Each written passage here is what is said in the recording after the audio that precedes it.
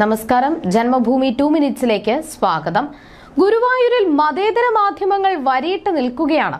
BJP. നേതാവ് B. ഗോപാലകൃഷ്ണന്റെ പിന്നാലെയാണ് അവർ. ഗോപാലകൃഷ്ണൻ പറയുന്നതെല്ലാം മതേതര വിരുദ്ധമാണ് പോലും. ഗുരുവായൂർ ശ്രീകൃഷ്ണസ്വാമി ക്ഷേത്രത്തിന്റെ നടത്തിപ്പടക്കമുള്ള വിഷയങ്ങൾ രാഷ്ട്രീയമായി ചർച്ച ചെയ്യപ്പെടുന്ന ഈ നാട്ടിൽ ഗോപാലകൃഷ്ണൻ ഉന്നയിച്ച ഒരു ചോദ്യം മൂലം കേരളത്തിന്റെ മതേതരത്വം ഇടിഞ്ഞു വീണിരിക്കുന്നു എന്നതാണ് അവരുടെ വാദം.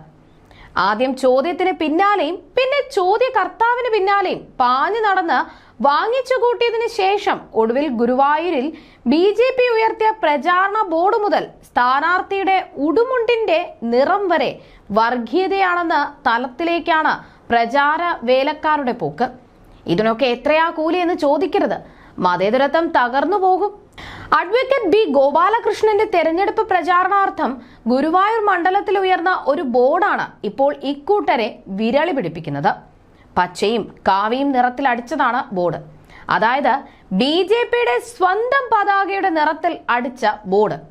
അതിന്റെ ഒരു വശത്ത് നിങ്ങൾ കാണുന്നില്ലേ എന്ന തലക്കെട്ടിന് താഴെ ഗുരുവായൂർ മണ്ഡലത്തെ ഇത്രകാലം പ്രതിനിധീകരിച്ച എം.എൽ.എമാരുടെ പേരുവിവരം എഴുതിയിട്ടുണ്ട്. 1977 BVS തങ്ങൾ, 1983 PKK ബാവ, 1987 PKK ബാവ, 1991 PM Abubakar, 1996 PT Kunjumuhammad, 2001 PKK ബാവ, 2006 KV Abdul Khader, 2011 KV Abdul Khader, 2016 KV Abdul Khader, 2021 NK Akbar, 2026 എന്ന് ചോദിച്ച് ക്വസ്റ്റ്യൻ മാർക്ക്. ബോർഡിന്റെ മറുവശത്ത് 9 വർഷത്തെ അവഗണന, ഇത് മാറണം എന്ന് വലിയ അക്ഷരത്തിലുണ്ട്. രണ്ടിന്റെയും നടുക്ക് സ്ഥാനാർത്ഥി ഗോപാലകൃഷ്ണൻ ഒരു കാലിച്ചായയും കുടിച്ചുകൊണ്ട് നിൽക്കുന്നു. ഇതെല്ലാം വർഗീയമാണെന്നാണ് പ്രചാരണം. എം.എൽ.എമാരുടെ പേരെല്ലാം പച്ചയിൽ എഴുതിയിരിക്കുന്നത് വർഗീയം, മാറണമെന്ന് കാവിയിൽ എഴുതിയത് വർഗീയം. നടുക്ക് നിൽക്കുന്ന ഗോപാലകൃഷ്ണൻ വർഗീയം. അതിനെല്ലാം മീതെ ഗോപാലകൃഷ്ണന്റെ കയ്യിലെ ചായയും വർഗീയം. വോട്ട് പിടിക്കാൻ ഇറങ്ങിയ ഗോപാലകൃഷ്ണന്റെ കാവിമുണ്ട് കണ്ടോ, അതും വർഗീയം. വല്ലാത്ത വീർപ്പുമുട്ടലാണ് കാര്യങ്ങൾ. മതഭേദമില്ലാതെ ജനക്ഷേമ പദ്ധതികൾ നടപ്പാക്കുന്ന മോദി സർക്കാരാണ് വർഗീയം.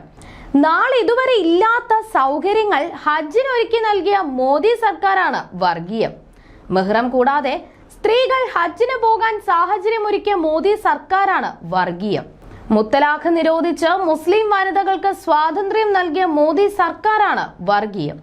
വിസ നിയമങ്ങൾ ലളിതമാക്കിയ മോദി സർക്കാരാണ് വർഗീയം. ഇതെല്ലാം കണ്ടും കേട്ടും അറിഞ്ഞും മുന്നാക്ക പിന്നാക്ക ഭേദമില്ലാതെ മുസ്ലിം സമൂഹം ബി.ജെ.പിക്കൊപ്പം അണിചേരുന്നതിനിടയിലാണ് ഗുരുവായൂരിലെ ഒരു അനീതി വിളിച്ചു പറഞ്ഞത് വർഗീയമാണെന്ന് കൂലിവേലക്കാർ കാടടച്ച് വെടിവെക്കുന്നത്.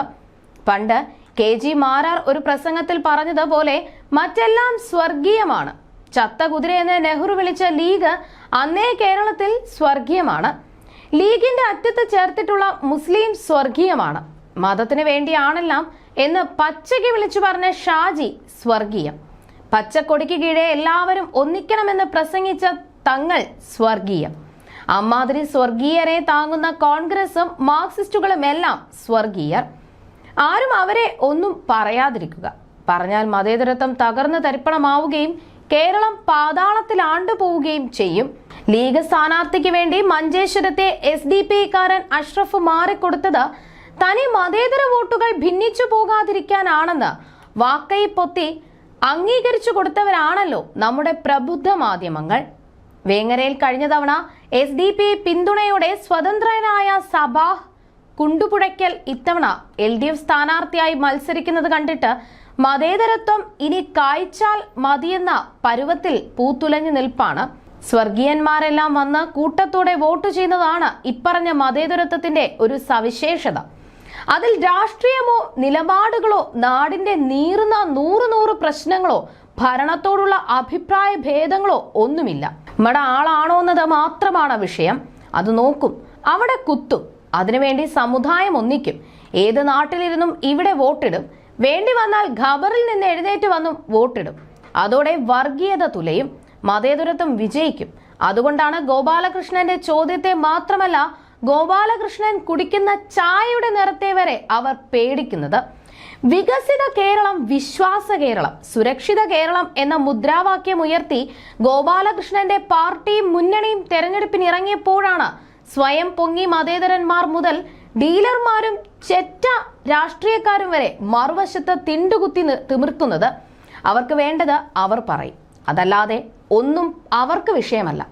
നമുക്ക് വേണ്ടത് നമ്മൾ ചോദിച്ചു വാങ്ങുകയോ പിടിച്ചു വാങ്ങുകയോ ചെയ്യുകയല്ലാതെ വേറെ വഴിയില്ല. ഇല്ലെങ്കിൽ ഇപ്പറഞ്ഞ സ്വർഗീയരുടെ ഇടയിൽ കുരുങ്ങിപ്പോകാനാണ് സാധ്യത.